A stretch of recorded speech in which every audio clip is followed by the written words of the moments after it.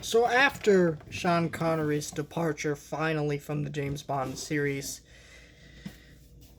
they needed to go in a different direction. And their choice for that different direction was to find a new Bond to lead kind of a rebooted take of the character. And they looked around for some people. Clint Eastwood was considered at one point, but they settled on Roger Moore because, well, the creator of James Bond was very set on him being British. And so Roger Moore seemed like the best choice, and they picked him and they slid him into the role. And now we are talking about the Roger Moore series of films. And Live and Let Die is one of the best Bond films and most memorable. First of all, the title is iconic because it has the most iconic song, which was by Paul McCartney, who obviously was former member band of the Beatles.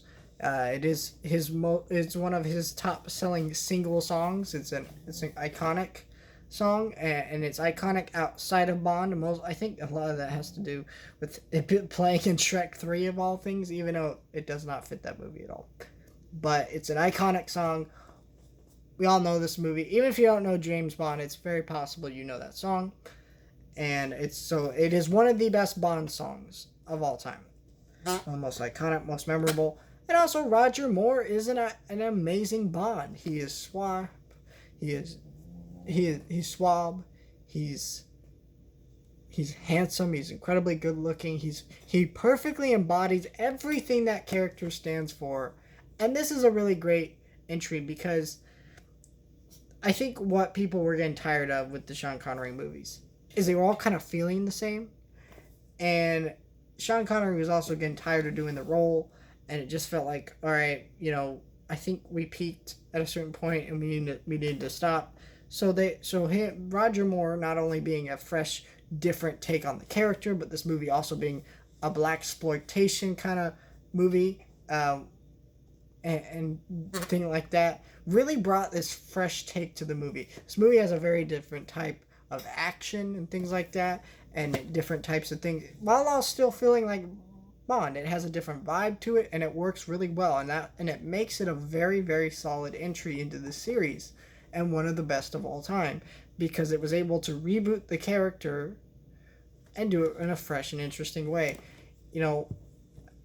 So many Bond films have to reboot the character, but this is one that if they didn't do this right, it could have killed the series.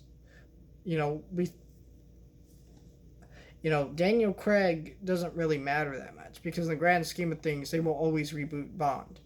It's been going for so long. But this was not guaranteed at the time. Sean Connery was Bond. You may not have been able to do another series of Bond. If they didn't pick the right Bond and make this part work, then there may have never been another Bond film again. But they made it work, and it's a solid movie and one of the best in the Bond series. And join me next time as I review The Man with the Golden Gun. And we are going to make through all of the James Bond movies before the new one October. We are part of this first part of the collection through after Spy Who Loved Me and The Man with the Golden Gun, and then we'll move on to the next collection of Bond films, which these have the last few Bond films that we need to review.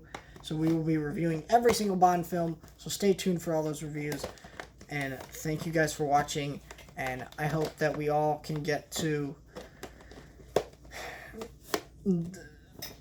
see No Time to Die in October, because I cannot wait for this film, and I'm excited to have finally been reviewing every single Bond film.